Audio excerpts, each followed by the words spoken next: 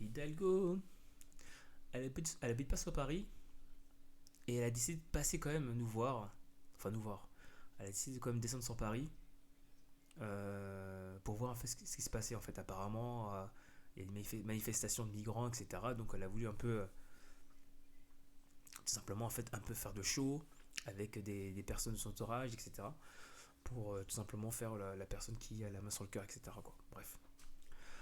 Bah, malheureusement pour elle, il y a une personne qui est venue lui dire quelque chose et on va écouter sa petite intervention. De nos sujets, mais je préfère laisser la parole aux associations humanitaires à présent. Vous êtes la honte de la France, vous êtes la honte de Paris. On a mis 2 siècles à faire de Paris la plus belle ville du monde. En 2 mandats, vous en avez fait la poubelle du monde. C'est la scandale, c'est la liberté d'expression, c'est honteux.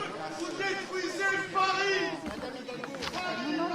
Voilà quelqu'un qui dit la vérité. La voix off. Alors bon, qu'est-ce qu'on peut retenir de tout ça? Bon, c'est que la personne n'a pas tort. Ça cache Paris comme pas possible. Mais malheureusement, en fait, il n'y a qu'à se balader dans certains quartiers dans Paris pour voir l'état déplorable de certains quartiers qui a changé de tout en tout, notamment de la Chapelle. Chapelle qui était en 2013, je crois.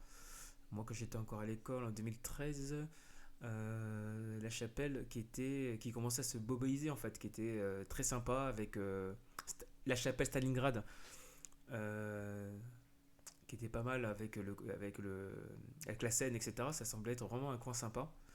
Et ça s'est complètement fait défoncer par ce qui est arrivé, par le fait de déposer des gens comme ça sans pouvoir leur donner une perspective d'avenir, pas d'insertion en fait. Tu déboules, même si tu viens d'un autre pays, en fait, on est quand même censé pouvoir construire un circuit d'insertion quand même pour que tu puisses toi aussi tout simplement payer des impôts, payer des impôts et aussi pouvoir en fait après de par ton activité sociale tout simplement contribuer en fait à aider d'autres personnes qui pourraient être aussi dans le besoin si on est dans ce type de logiciel bien sûr. Voilà, c'est tout simplement ça quoi. C'est que laisser les gens laisser pour compte et après tout simplement je pense qu'il y a des gens qui les utilisent en fait pour faire du Deliveroo ou pour des conneries comme ça quoi. C'est voilà. En plus de ça, on parle pas de l'insécurité dans certains quartiers. On parle pas aussi des coins où il y avait des drogués. J'ai jamais vu ça, putain de merde. Des coins full drogués dans Paname. C'est un truc de ouf. Il y a des habitudes qui se forment en plus dans Paname. Il n'y a pas si longtemps que ça. Il y a des policiers qui sont partis éteindre un feu. Parce que les mecs, ils ont décidé de faire un feu.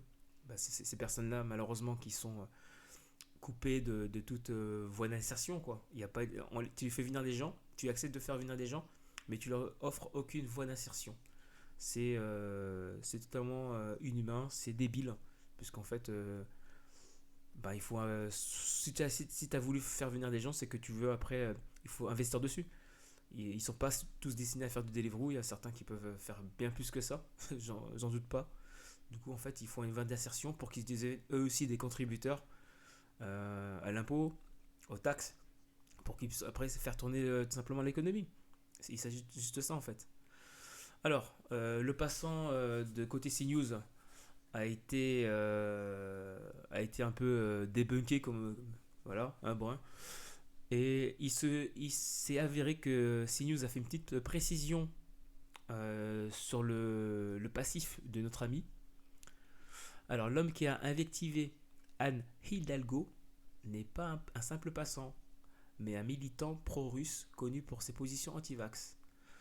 Je vais pas ouvrir l'article parce que bon, ça suffit. J'ai la flemme d'aller regarder tout ça. Mais bon, ce qu'on peut retenir de cette précision, c'est que parce que il a d'autres avis sur d'autres thèmes, du coup ça invalide.